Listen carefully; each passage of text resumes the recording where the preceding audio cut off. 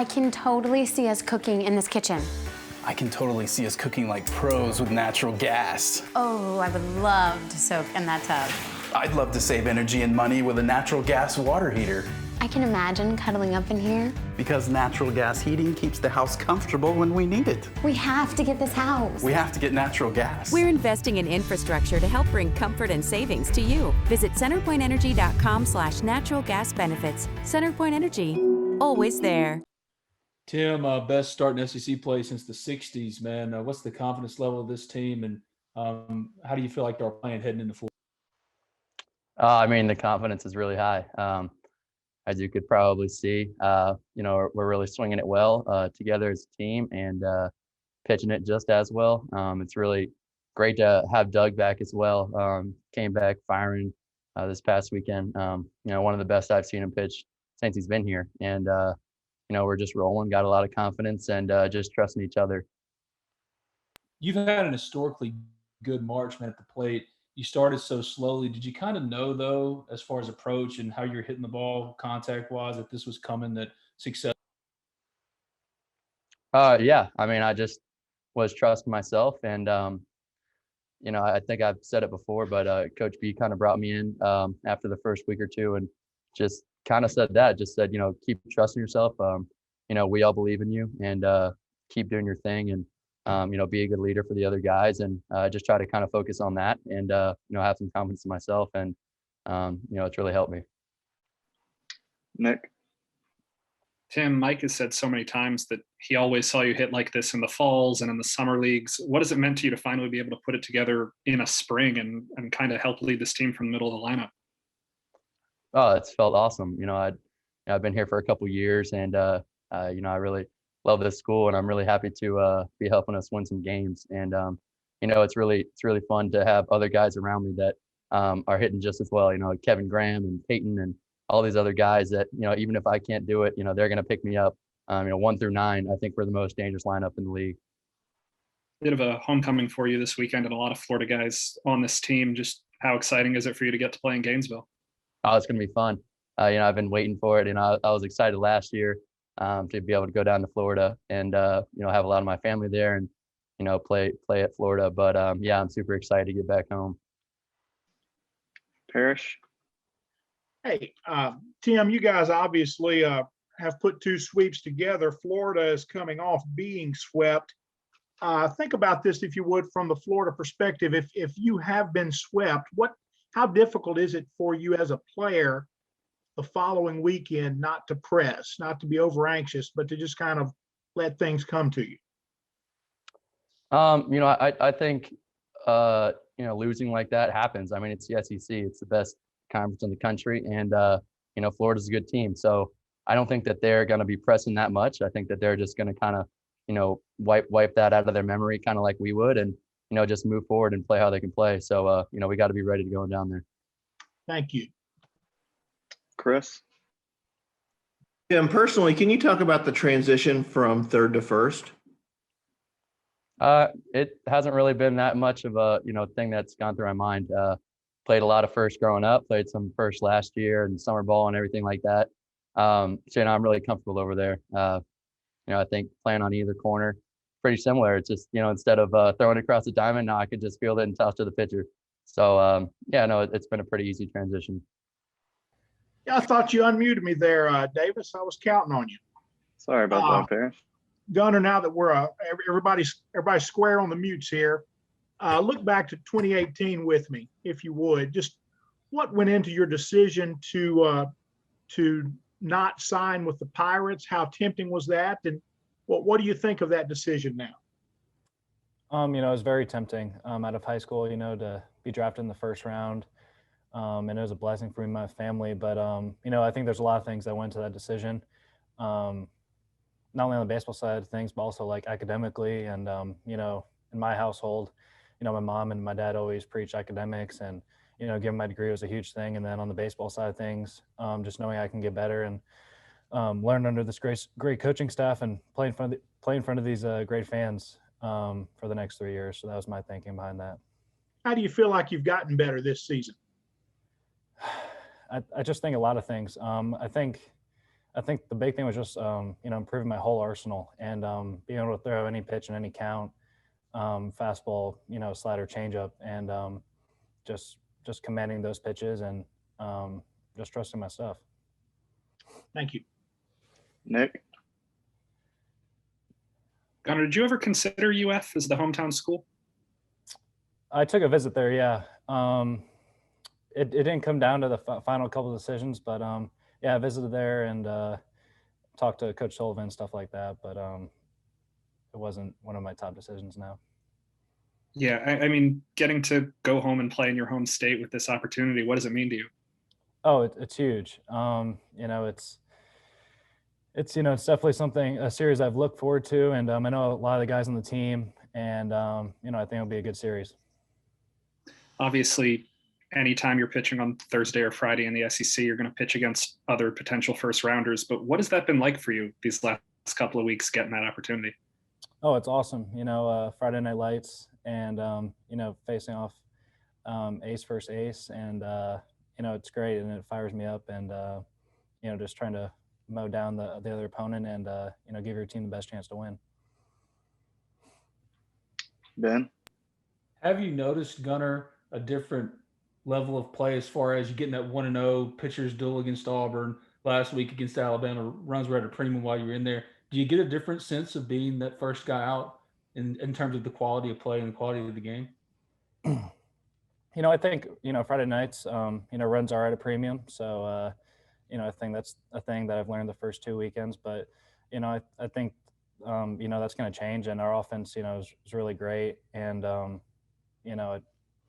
I just think that's how the 2 games, that's how they played out. But, I think that's just how the game sometimes is. On that note, questions for Coach. Ben?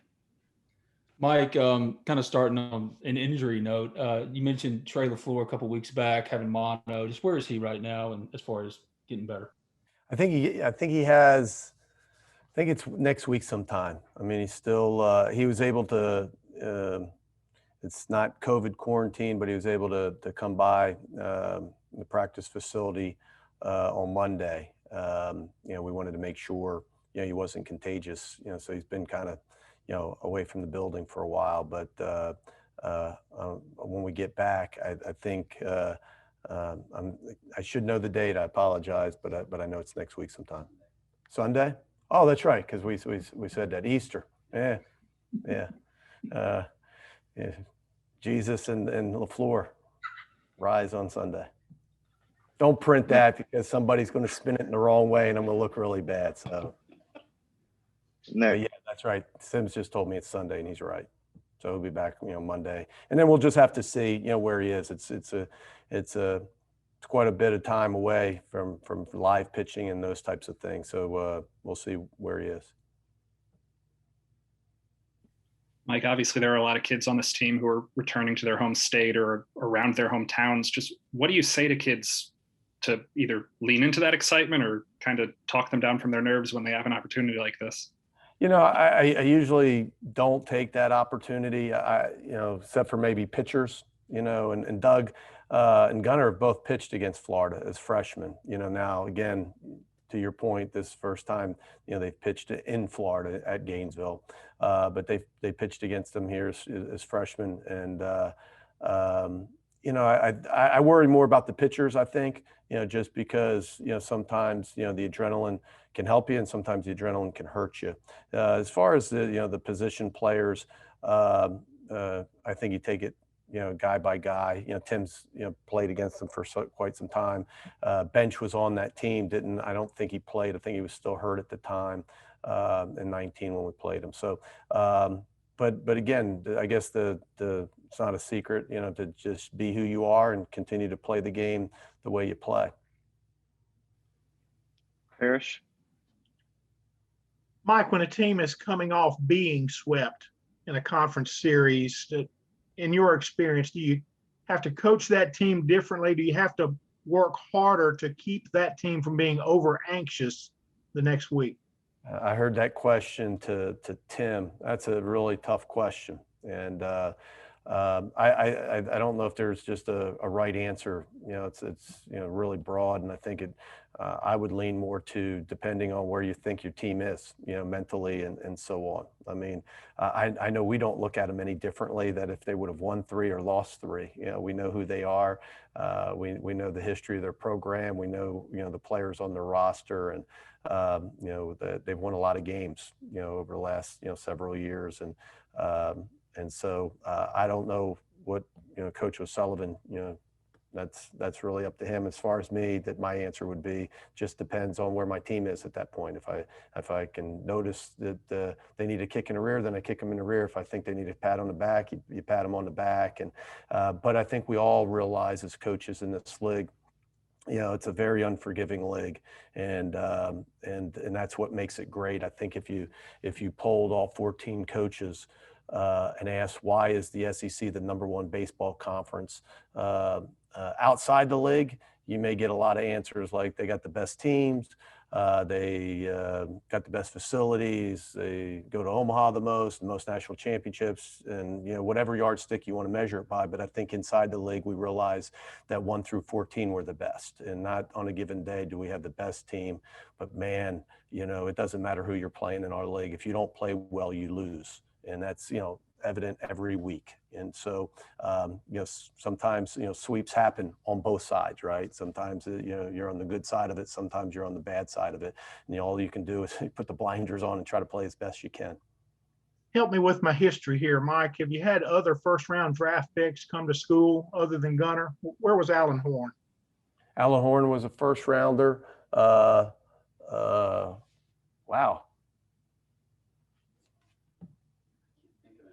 I can't, not sure. We had a handful that would have fallen out of the first round or would have turned down, second round money, but got, pushed down, like Rollison turned down money in the second round, or maybe even the sandwich, picks, before the second round. So, I think Alan Horn might be the only one. What do you see in those guys when they're trying to make those decisions? What is their struggle?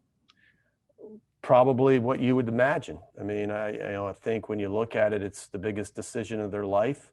To that point, you're talking millions of dollars, and so do I go to school now? Or do I turn down this money? Is this a mistake? Is this going to make me better? Am I going to regret this? I'm sure there's a ton of emotions, and not just for the player, but for moms and dads. I mean, can you imagine if you're a mom and dad trying to help, your 17 or 18-year-old son get through this, and, to tell him it's all right to turn down $2 million. I mean, I don't know. That's a pretty big decision. I don't know how many moms and dads would say, I want that burden on me. Right. And so I think it's the whole family. But one of the things that allows kids to go to school, I think, are a couple things. One, is confidence, and the confidence in their ability, that this is not the end all be all, that, I'm missing out on an opportunity. I mean, I'm going to go there, I'm going to improve, I'm going to get better. And, and not necessarily are you doing it to improve your stock. I think that's part of it. But I think the other part is that you want this opportunity. You want this opportunity to play college baseball. It's a neat thing. It's maybe the last real team that you'll ever be a part of, right? And what I mean by that, and we say this to the kids, is, it's more important that the team wins than how you perform on the field. In professional baseball, that's not true. It's more important how you perform on the field, or you're not employed very long. Right. And so, at the end of the day, it's more important, for our guys, how our team does. And that's pretty cool and pretty neat. And that's how they grew up playing sports their whole life. Everybody wants to do well. Everybody wants to go 4 for 4, but they'll take 0 for 4 and win. Right. You can't do that in professional baseball. That's why nobody knows who came in second place in the Florida State League, right? Or the Texas League, or whatever minor league. I mean, nobody really knows. I mean, you watch ESPN now, all they talk about is contracts. They don't talk about the first place teams as much. And so there's a realization. I'm not saying that's bad, but that's real. And you know, the other part is, you know, the importance of that experience and that education. And one of the cool things is, you know, Gunnar's going to get to have his cake and eat it too, because he graduated last May. He graduated in 2 years, so he's already got his degree. And so it's a pretty neat, you know, story. Thank you. Mm-hmm. Chris? Mike, just what's the message you tell the guys as y'all go to Gainesville and everything? Because, you know, it's a tough place to play at. Yeah. Well, you know, I think the message is the same wherever we go, you know, because they're all tough to play at. I'm not trying to take anything about University of Florida. And I think we're all looking forward to, you know, seeing the new stadium. We've seen it on television. And, you know, I know they've worked really hard on it, and certainly a program that deserves, you know, a stadium like that. With all their success. But, you know, what we talk about a lot of times is, you know, and I know it's boring coaches speak, but it's the best answer I have is, you know, to put the blinders on and just play the game. You know, don't get caught up in all the other stuff. That's for you guys to write about. You know, our thing that I mention a lot is about the boring old habits, you know, the fundamentals and being able to play the game the right way. If you do that, you know, you have a lot more fun at the end of the game, you know, when the game's over. If you get caught up in all the other stuff, that's when, you know, the game gets, you know, more difficult than it already is. The game's already really hard, you know, to make it, to start to worry about things that, you know, don't matter and you don't control, I think, is really, you know, a recipe for disaster. Nick? Mike, how did Doug's chest respond after last week's outing? Anything lingering, or is he 100%?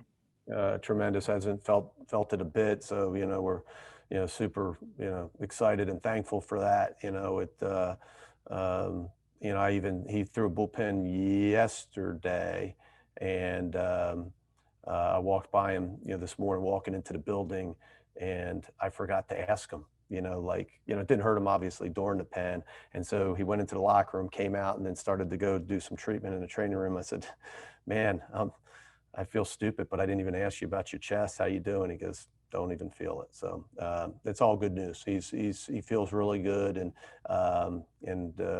you know, of course had, you know, really good outing and felt, you know, as good as you can feel, I think, you know, coming out of an outing. Ben? Mike, for the first month, there was so much mixing and matching with the lineup. Now with TJ in center field, SEC Player of the Week, Peyton back, do you kind of feel like you've got your mix of guys that you're rolling with for a little while? You know, that I don't. I mean, it is what it is right now. But, you know, I think the lineup, as I've said from the very beginning, and I don't know if it was you, but somebody asked that early on. I think the lineup's fluid, and it's just because of that. I mean, there's sometimes guys are hitting, some guys I think are better matchups.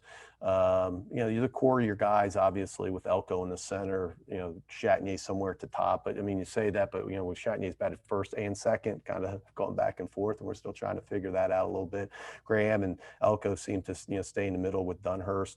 But again, I think it's, you know, somewhat, you know, fluid. We just, some of it is what you're mentioning, which is true of the success of some of those guys. And some of it is just because there's not much after that. You know, we've had some hurt guys and some guys that are out of there, and there's not as many options. I mean, you know, we'll only dress 14 really eligible position players, you know, going to Gainesville. And it's not because of limits. It's because that's who we are right now. Any more questions for Coach? Okay. Thank you, Coach. Thank you, guys. Thank you, guys. Thank you very much.